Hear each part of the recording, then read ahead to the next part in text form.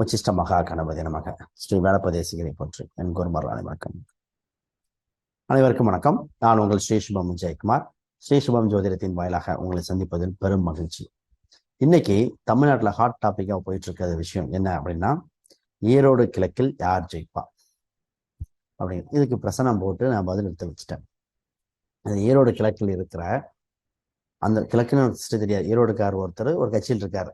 அவரு கேட்டார், சார் நாங்கள் கடுமையாக உழைச்சிட்டு இருக்கோம், என்னதான் சொல்லுது, எனக்கு கொஞ்சம் வெளியே போகிற மாதிரி இருக்கு, எங்களுக்கு சான்சஸ் கம்மி இருக்கிற மாதிரி இருக்கு, என்னதான் சொல்லுது அப்படின்னு பிரசனம் போட்டு அது பதில சொல்லிட்டேன். அந்த பதில் சார்ந்த விஷயங்களை இப்போ முழுசாக உங்களுக்கு எக்ஸ்பிளைன் பண்ணிடலான்னு ஆசைப்பட்றேன். என்னென்ன சொன்னேன் அப்படின்னு சாராம்சம் மட்டும் உங்களுக்கு சொல்லிடுறேன். சரி, இதில் இந்த மாதிரி எலெக்ஷன் டைமில் அப்புறம் ஒரு சில விஷயங்கள் சொன்னேன். சார் ஓட்டு வித்தியாசம் ஜாஸ்தியாக இருக்கு, இதை பண்ணிங்கன்னா ஓட்டு வித்தியாசம் இந்த ரிசல்ட்டில் வந்து நிற்கும், இதை பண்ணுங்க அதையும் சொல்லியிருக்கேன்.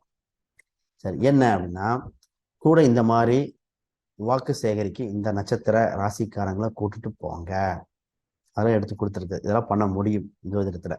அப்போ இந்த ராசிக்காரங்க கூட்டும்போது உங்களுக்கு பாசிபிலிட்டிஸ் ஜாஸ்தி.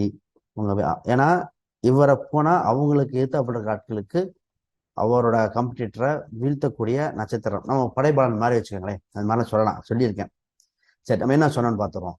அதாவது இந்த நேரத்தில் திமுக கூட்டணியா அதிமுக கூட்டணியா அப்படிங்கிற மாதிரி தான் ப்ரொஜெக்ஷன் பெரிய லெவலில் இருக்கு.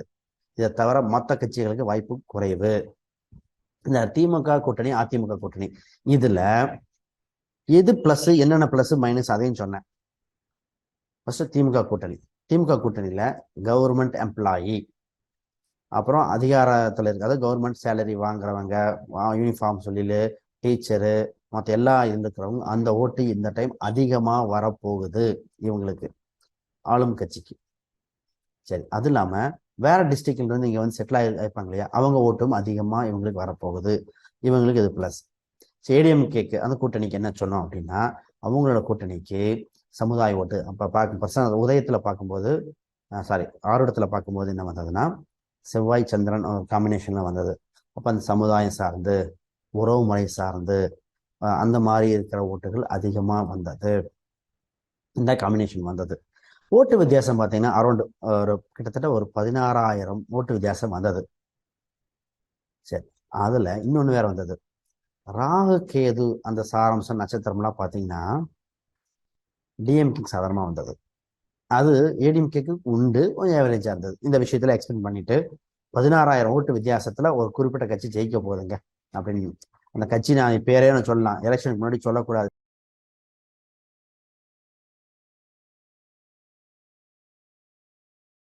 டேட்டு முடிவு வரைக்கும் சொல்லக்கூடாதுன்னு வேற எடிட்டர்னு சொன்னார். அதனால தான் சொன்னேன்.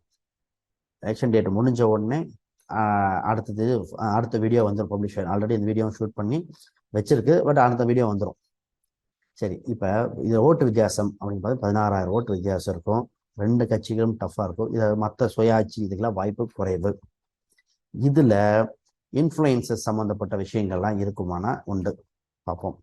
சரி, இதில் திராவிட கட்சிகள் தான் ஜெயிக்க போகுது, அது சார்ந்த கூட்டணிகள் தான் ஜெயிக்க போகுது, இது உறுதி. 16,000 ஓட்டு வித்தியாசம் வருது, பார்ப்போம். நம்ம ப்ரெடிக்ஷன் எப்படி இருக்குன்னு பார்ப்போம். வேற ஏதாவது தகவல் இருந்தால் கீழே கமெண்ட் பண்ணுங்க. எலெக்ஷன் முடிஞ்சு வித்தின் ரிசல்ட் என்றதுக்கு முன்னாடியே எந்த கட்சி அப்படின்னு தகவல் கொடுத்துடலாம். சரிங்களா? மிக்க நன்றி, வாழ்த்துக்கள்.